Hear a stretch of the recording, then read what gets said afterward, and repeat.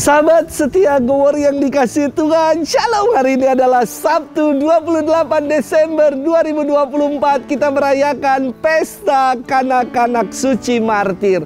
Bagi saudara-saudari yang pernah berkunjung ke Yerusalem, di gereja kelahiran Yesus yang disebut sebagai The Church of Nativity di Bethlehem, di dalamnya itu juga terdapat banyak kapel-kapel. Dan salah satu kapel adalah kapel kanak-kanak suci. Kapel ini dipersembahkan untuk menghormati para kanak-kanak suci yang wafat di seputaran peristiwa kelahiran Yesus. Peristiwa kelahiran Yesus yang didengar oleh Herodes membuat Herodes marah karena kok ada raja lain selain dirinya. Maka ia meminta kepada 3 raja dari timur yang datang kepadanya dan bertanya lokasi di manakah Yesus lahir. Dia meminta agar ditunjukkan nanti di manakah raja itu lahir.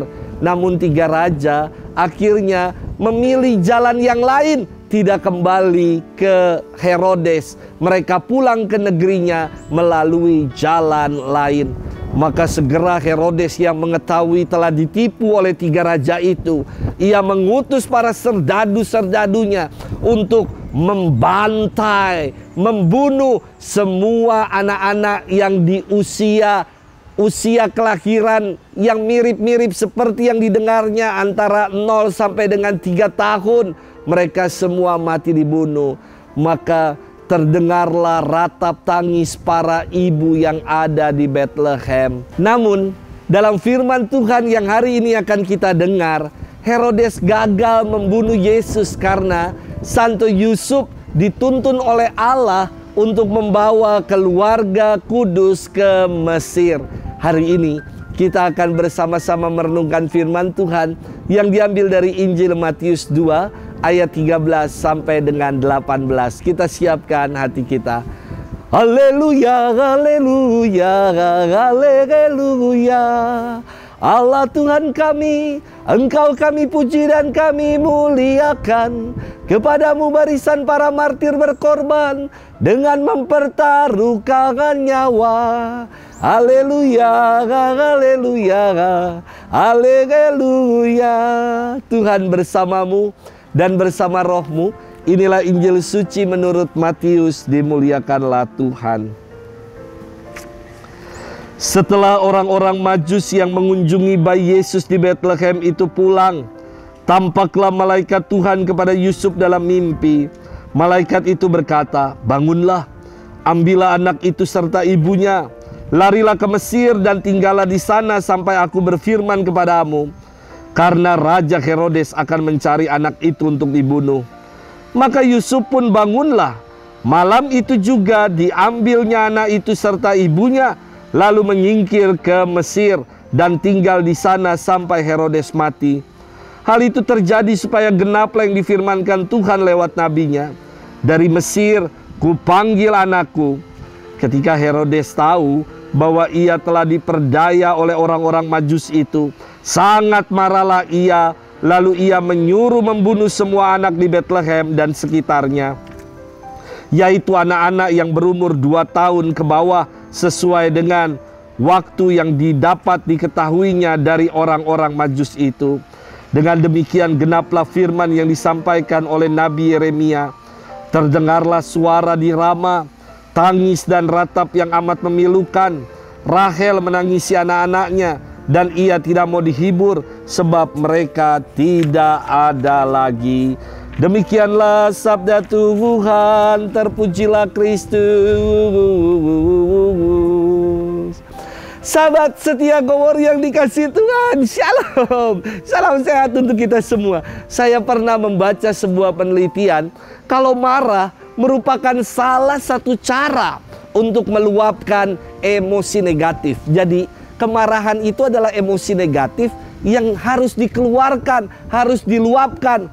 Sebenarnya tidak ada yang salah dengan meluapkan emosi negatif melalui kemarahan, selama dalam batas yang wajar, selama dalam ukuran yang normal. Contoh, ketika kita lagi marah, kita akan tarik napas dalam-dalam. Atau kita teriak, tidak apa-apa. Saya kira jangan sampai justru kemarahan kita justru menjadi emosi negatif yang terpendam, tersimpan, memuncak hingga akhirnya kita menjadi stroke dan stop. Namun beda saya kira dengan orang yang suka marah-marah. Dan kemarahan itu, apalagi namanya suka marah-marah dengan alasan yang tidak jelas, bisa menjadikan sebagai gangguan kepribadian atau yang disebut dengan BPD, yakni Borderline Personality Disorder atau gangguan kepribadian ambang disebutnya.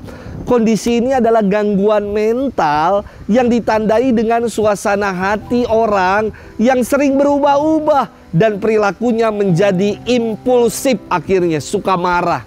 Pribadi macam ini suka gelap mata, yakni mudah marah dan memuncak pada lupa diri dan ngamuk. Sahabat setia Glory yang dikasihi Tuhan, gambaran pribadi BPD tadi saya kira nampak dalam diri Herodes yang merasa terusik dengan kelahiran Yesus yang disebut sebagai Raja Israel. Dan ketika Herodes merasa diperdaya oleh orang-orang Majus, maka Herodes menjadi gelap mata. Dan kemarahannya ia tuangkan dengan ngamuk, yakni ia mengeluarkan titah untuk membantai anak-anak di Bethlehem. Setiap anak laki-laki di bawah umur 2 tahun ke bawah dibunuh. Mereka menjadi martir untuk menghalau kuasa gelap dosa. Peristiwa keji yang tidak berkemanusiaan ini mewarnai peristiwa seputaran kelahiran Tuhan. Namun peristiwa ini tidak mengurangi makna Natal. Justru melalui kesaksian para martir, para kanak-kanak suci ini, semakin ditegaskan makna Natal dan perutusan Yesus, yakni untuk menyelamatkan dunia dari kegelapan dosa. Keluarga kudus lolos dari peristiwa angkara murka Herodes karena malaikat Tuhan nampak dalam mimpi Santo Yusuf untuk membawa keluarga kudus ini mengungsi ke tanah Mesir. Maka ada patung pengungsian keluarga kudus ke tanah Mesir yang dikenal dengan sebutan Flying to Egypt. Wah, keren sekali. Sahabat setia Glory yang dikasihi Tuhan, hati-hati bagi kita yang suka marah. Marah kok suka menjadi kegemaran, menjadi kesukaan. Bisa jadi kita seperti Herodes yang gelap mata. Maka mari kita buka hati agar Sang Raja Damai selalu bertahta dan tinggal dalam diri kita. Sehingga kita nggak jadi pribadi yang gelap mata, yang suka ngamuk, yang suka marah.